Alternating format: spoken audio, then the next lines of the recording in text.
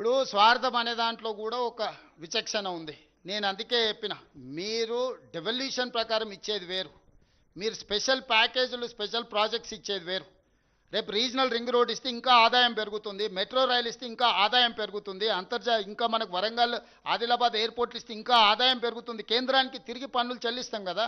Industrial పార్కులు ఇస్తే, semi conductor తెలంగాణకి ఇస్తే కేంద్రానికి ఆదాయం పెరుగుతుంది కదా. అక్కడెందుకు వివక్ష చూపిస్తుండ్రు? Yes, I do agree. కానీ క్రమశిక్షణ పాటించిన రాష్ట్రాలను మీరు శిక్షించకూడదు. ఫ్యామిలీ ప్లానింగ్ అనేది కేంద్ర ప్రభుత్వం యొక్క విధానం. దాన్ని మనం క్రమశిక్షణతో అమలు చేసినందు మమ్మల్ని శిక్షించకూడదు. అందుకే నీతి ఆయోగ్ మీటింగ్లో నేనేం చెప్పిన, సుప్రీంకోర్టు ఏం అబ్జర్వేషన్ ఇచ్చింది, 50% మెరిట్, 50% డిజబిలిటీ. 50% డిజబిలిటీ మీద నిర్ణయించండి, 50% మెరిట్ మీద నిర్ణయించండి అని సుప్రీంకోర్టు జడ్జిమెంట్లు ఇస్తుందా? Including political reservation, including education reservation, including employment reservation. Same thing, క్రమశిక్షణతో నిధులను పన్నులు చెల్లిస్తున్న వాళ్ళకు 50% విధానం తీసుకోండి, డిజబిలిటీని 50% తీసుకోండి. మొత్తం డిజబిలిటీ తీసుకుంటే మరి క్రమశిక్షణతో నువ్వు శిక్షిస్తే మనం ఎందుకుంటాం? వాళ్ళకు 300 200% 300% ఇస్తున్నావు, నువ్వు 42% గురించి ఆలోచన చేస్తున్నావు.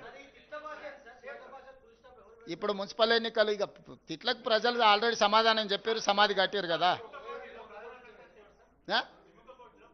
ఇక అట్లేం లేదు, అందరూ అంతే, ఏ గల్లీకి ఆ గల్లీ నిర్ణయం అయింది. రాహుల్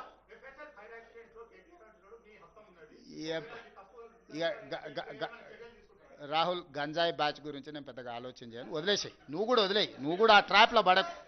మనం ఏదైనా మంచి మున్సిపల్లో ప్రజలకు మంచి చేసే దాని మీద తీసుకుందాం. ధన్యవాదాలు. ఇవ్వబోతున్నారు. ఈ తీర్పునిచ్చే సందర్భంగా మీడియా మిత్రులు, పట్టణ ప్రాంత ఓటర్ మహాశయులు, వాళ్ళ కళ్ళ ముందు ఉన్న గతం, వాళ్ళ భవిష్యత్తును ఆలోచన చేసుకొని, అంచనా వేసుకొని తీర్పునివ్వాల్సిందిగా ఓటర్లకు నేను విజ్ఞప్తి చేస్తున్నా.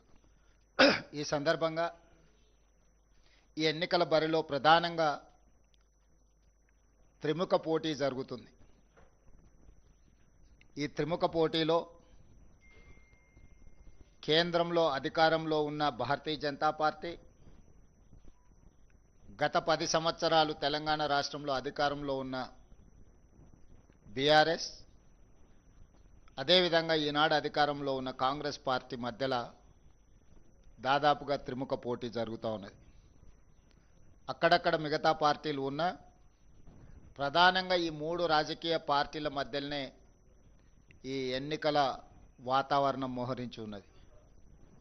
ఈ సందర్భంగా 3 సార్లు నరేంద్ర మోడీ గారు ప్రధానమంత్రిగా, 12 సంవత్సరాల నుంచి కేంద్ర ప్రభుత్వం చేసిన అభివృద్ధి కానీ, తెలంగాణ రాష్ట్రానికి సంక్షేమమైన అదనపు ప్రాజెక్టులు ఏమైనా మంజూరు చేసినరా ఈరోజు మనం మొట్టమొదట చర్చించుకుందాం. 2014 పార్లమెంట్ ఎన్నికల సందర్భంగా ఆనాటి గుజరాత్ ముఖ్యమంత్రి నరేంద్ర మోడీ గారు మహబూబ్నగర్ జిల్లా ఎన్నికల ప్రచారంలో పాలమూరు రంగారెడ్డి ఎత్తిపోతల ప్రాజెక్టును జాతీయ ప్రాజెక్టుగా చేసి, అత్యంత వెనుకబడిన ప్రాంతం